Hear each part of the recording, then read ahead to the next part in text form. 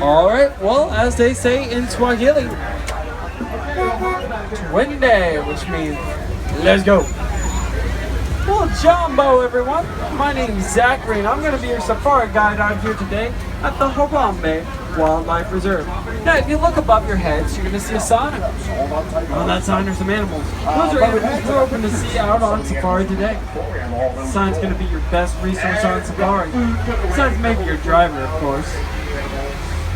Now, we got one more rule before we can begin any safari, and that's please. No hooting, hollering, cheering, whistling, heckling, any sounds like that near the animals on the reserve.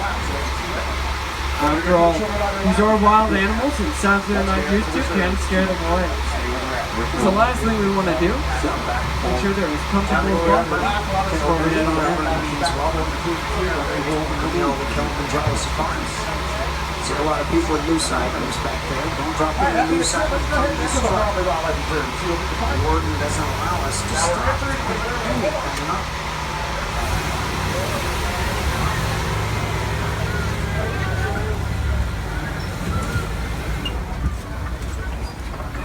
Now, does anyone see their favorite animal up on that sign above your head? If you do, feel free to shout it out now. The giraffe, I'd say they're heads and shoulders above the rest. Cheetah. Cheetah? One of my favorites. Definitely. Well, let's see if we can find those animals and some more as we head on into the first section of our reserve, the Little Ituri Forest. Now, the Little Ituri Forest is home to several species of animal that use dense vegetation and natural camouflage to remain hidden. You never know where these creatures might be hiding.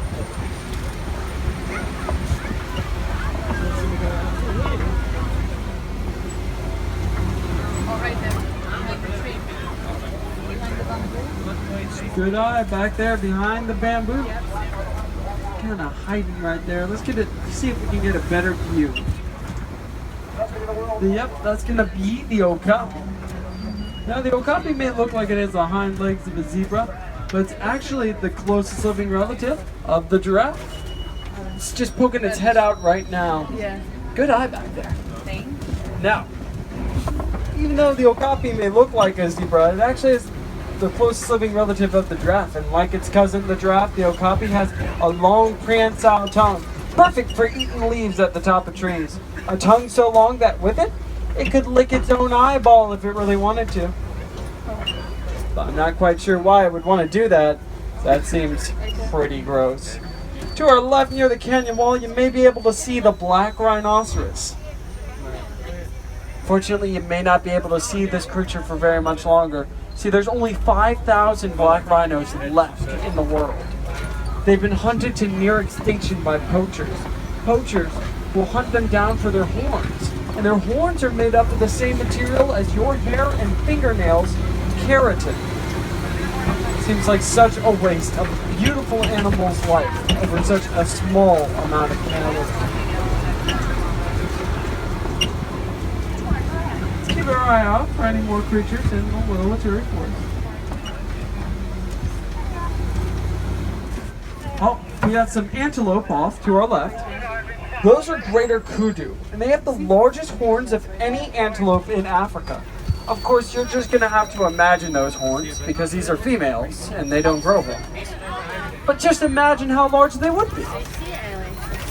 Now, if you're wondering where the male kudu are, they're off in a different section of the reserve. They form bachelor herds with each other. So, that's where they're at right now. Well, I'd say we did a pretty great job spotting animals in the Little Ituri Forest. So let's see if we can find a few more animals in the second section of our reserve, the Safi River Valley. The Safi River is going to be home to aquatic animals that spend their days basking and relaxing in the river. Oh, look very carefully to your right. You'll only get a small glimpse of it on the right side of the truck. That's going to be a Nile hippo. I need everyone to remain seated around the hippos, though. They are very territorial. A fight between two hippos over territory can last 2 hours or longer. So we're just going to let that hippo have its space. But don't worry, we're coming up on some hippos on our left. whole bloat of them. But before we reach those hippos, we're gonna pass by some pink-backed pelicans. Now I know what you're saying, Safari Guide Zachary, those pelicans don't look pink at all, unlike those hippos. And you know what? You'd be right. Pink-backed pelicans aren't pink. At least not right now. See, pink-backed pelicans only grow pink feathers during the mating season. That's the only time of the year that they are actually going to have a speck of pink on them. Now you may notice those hippos were under the surface, and they can hold their breaths for 5 to 8 minutes at a time, without having to surface for any air during that period. Someone who can only hold their breath for 1 minute, that's pretty impressive to me. Let's see another creature from the Nile as we cross this bridge. That is a bask of Nile crocodiles. What you call a group of crocodiles, and let's take a moment to bask in their glory, shall we? Now, Nile crocodiles grow to be a length of 16 to 18 feet. That is as long as a giraffe is tall. So that really paints a picture for just how large these reptiles grow to become. You may notice some of those crocodiles keeping their mouths open. Because crocodiles are cold-blooded creatures, they need to use their surrounding environment to maintain body temperature. One way they'll lower their body temperature ever so slightly, keeping their mouths open during the day. With that, we make our exit out of the Safi River Valley and enter the single largest section of the Harambe Wildlife Reserve, the African grassland, home to some of Africa's most iconic animals. However, before we see any animals, we're going to see a plant, specifically this tree on your right. You're going to see the baobab tree, also known as an upside-down tree. Now, the baobab tree does not grow leaves for 9 months out of the year. That's because it'll store water in its massive trunk to conserve energy. Because honestly, why spend the energy on growing leaves if you don't have to? To descend this savanna overlook now, and it's a great spot to, well, look over the savanna. See if we can spot any animals that call this place their home. Animals that live out here do a pretty good job at landscaping. For example, elephants are the bulldozers of the savanna, knocking down trees to make way for the rest of their herd, while giraffe are the pruning shears of the savanna, thanks to their long prehensile tongue.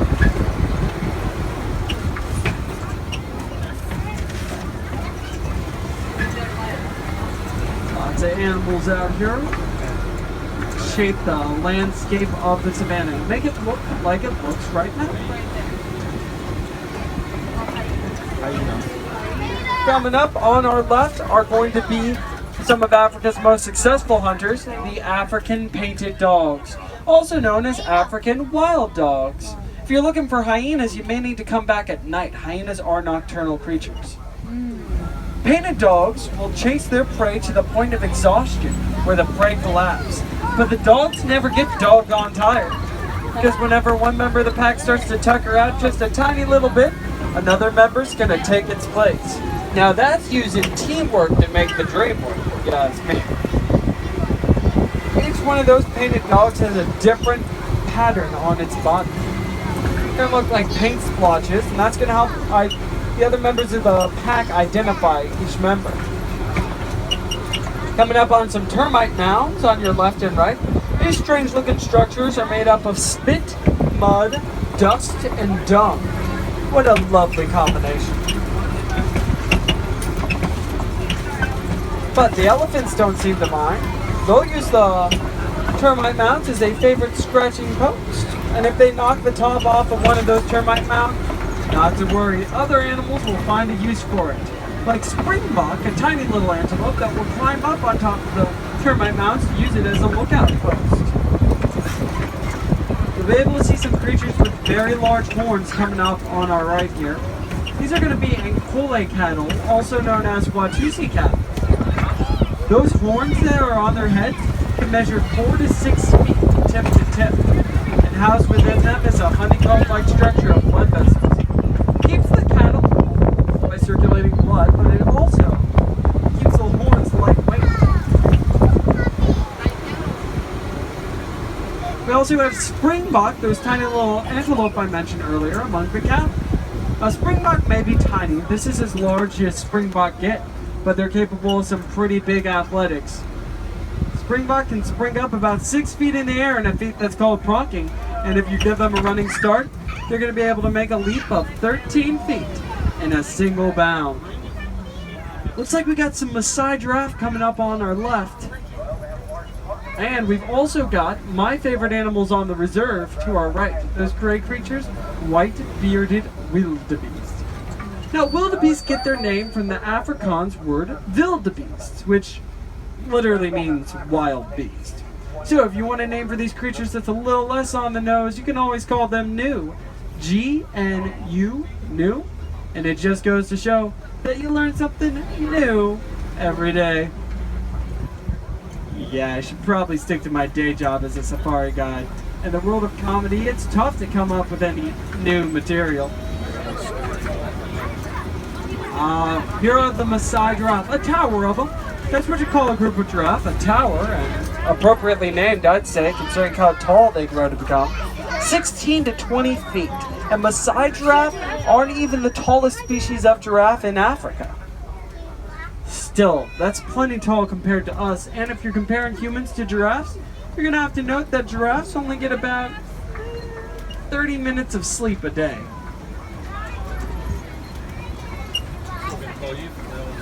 Closer look at the white-bearded wildebeest. This may look like a large group of wildebeest, but you ain't seen nothing yet. When they migrate, wildebeest can number in the tens of thousands. In fact, there's only one species of large mammal that travels in more densely packed groups. Can you guess what it is? I'll give you a hint, they're on this truck. Yep, it's us humans. If there's another large mammal on the truck, please let me know now, because that would concern me very much. Heading off into a section of the reserve now that we call Monkey Point, due to its spectacular view of elephants. There's an elephant to your right right now. Oh, and you might see a few monkeys here and there. You're gonna have to keep your eyes peeled like a banana. Now, I know we all want a great view of the elephant, but I need all children situated on a lap, please. Thank you so much. These are wild animals. Oh, and there's one of those monkeys now. Monkey Point, and there's the monkey I'm pointing at, Mandrills. Everyone okay? Perfect. Now, mandrills are the largest monkeys in the world, but they're not the largest apes in the world. Oh, there is Reserve 1, Safari 16. so, The front tire went up on the ridge near Monkey Point. We are back down, but do you want to check it out in the jaw? It's driving by.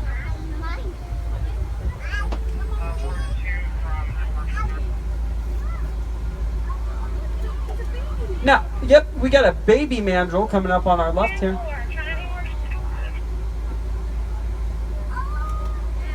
Ten nine.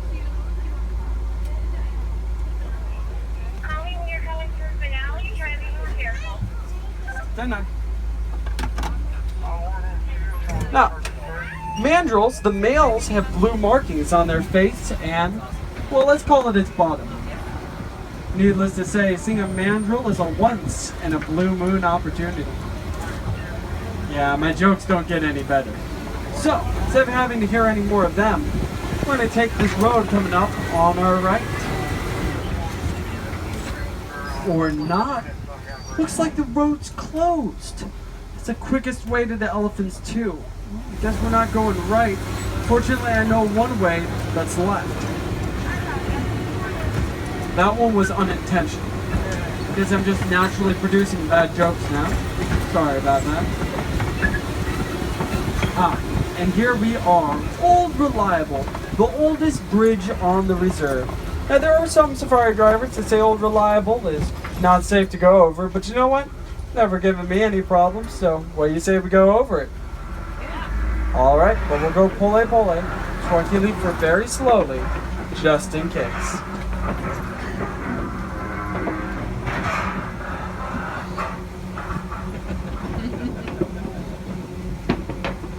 But see, what did I tell you? Old Reliable's best days are still ahead of it. Pretty good shortcut too, because it's going to lead us straight into the next section of our reserve, the Red Clay Pits, a favorite spot of the African elephants. Got some evidence of elephants coming up on our right. There's tusk marks in the clay.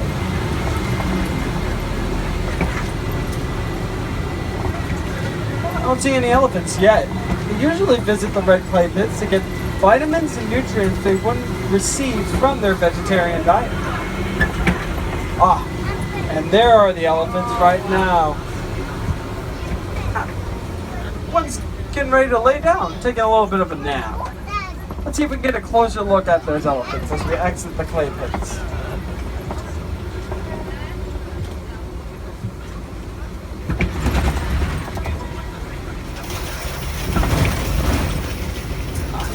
Now with the elephants this close up, you can probably see the size of their ears. And those ears are going to help you identify the difference between African and Asian elephants. African elephants have much larger ears than their Asian elephant relatives. Another way that you can tell these are African elephants? We are in Africa. That might be the more obvious clue right there. You may see the elephants using their trunks as well. Well, housed inside each elephant's trunk is over 100,000 different muscles. Use it for a variety of different reasons. One way elephants use their trunks is by throwing dust and mud on their backs.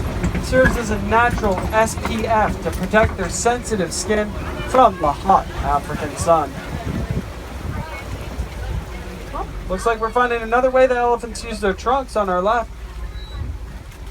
Some of them are reaching out and trying to grab some of that hay.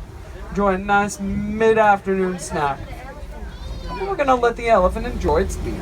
And as we do, we're going to pass by this flamboyance of flamingos. Now, if you've ever wondered, why are flamingos pink anyway?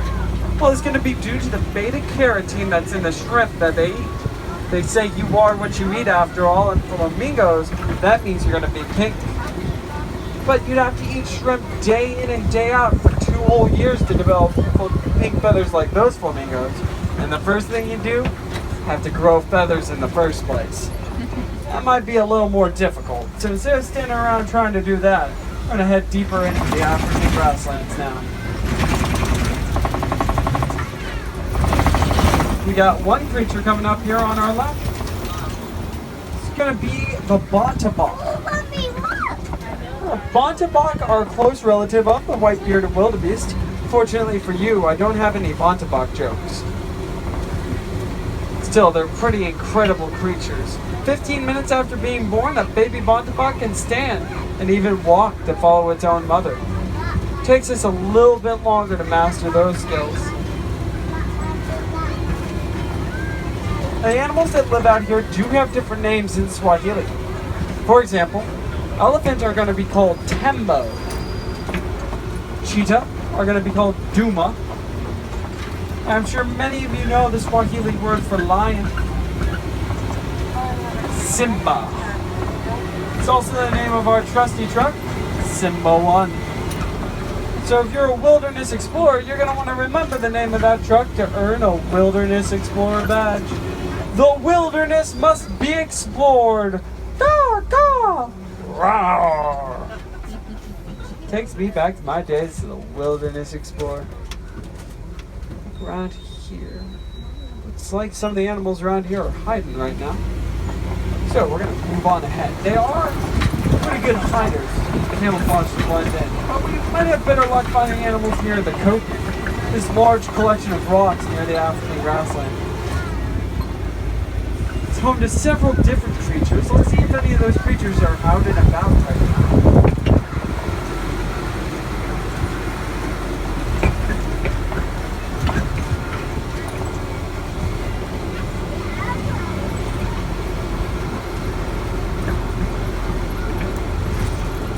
Oh, we got some rhinos off in the distance, white rhinos. Oh, and we got someone lying around to our left. It's gonna be a pride of African lions. Looks like the male's taking part in his favorite pastime, nap time. A male African lion can sleep anywhere from 16 to 20 hours a day. Quite the little cat nap. He can afford to sleep that much because he only does about 10% of the hunting. The lioness does the rest. And she's pretty good at it too, considering her night vision 6 times better than ours is. Oh, we got even more animals coming up here. Warthogs, zebra, and more of those white rhinos. And with the zebra so close, I've got a good question for you all. Do you think that zebra are black with white stripes or white with black? They aren't the docile animals you might think they are, but so I need everyone to remain seated. White with black.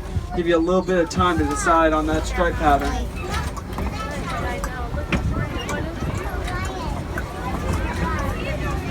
Alright, time's up. If you answered black with white, you're gonna be right. You can tell by the color of the zebra's nose. That's what its primary color is gonna be. Now, a group of rhinos like this is called a crash. And trust me, you don't want to crash of rhinos near anything fragile.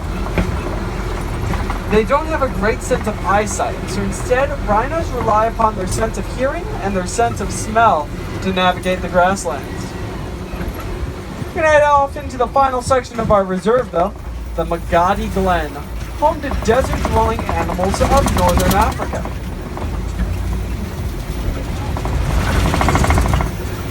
Got one of those animals coming up here on your left. That's gonna be the scimitar-horned oryx.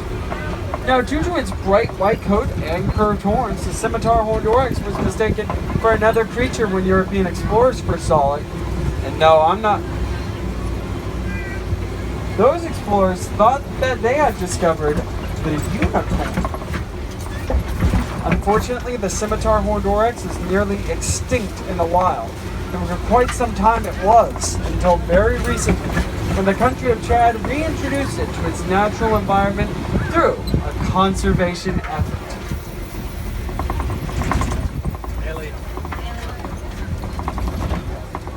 Reserve 1, Safari 16.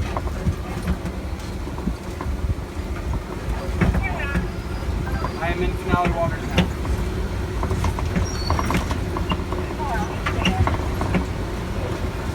Now, if you get to see all your favorite animals out on reserve today, don't worry too much. Always head to Gorilla Falls Exploration Trail. Gorilla Falls is home to, well, as it sounds like, gorillas. It's also going to be the home of meerkats, naked mole rats, and a variety of different African birds.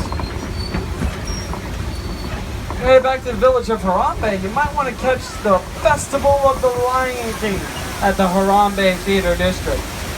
And it's spectacular acrobatics and beautiful music. I recommend it to everyone who visits the village of Harambe. We learned a lot of Swahili on the reserve today, but I have 2 more Swahili phrases to teach you, friends. And the first is going to be kwaherini. See, here in Harambe, we don't like to say goodbye.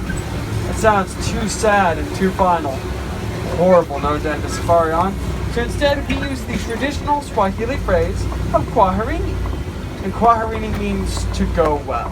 Sounds much nicer that way. The other phrase I'd like to teach you is asante sana, and it does not in fact mean squashed banana. Not sure where you learned that one from. Instead, it's going to be the traditional Swahili phrase for thank you. I want to say asante sana to you all for joining us out here today at the Harambe Wildlife Reserve. Please watch your right hand side, doors are sliding open. Please watch your step down, front row, watch your side, please.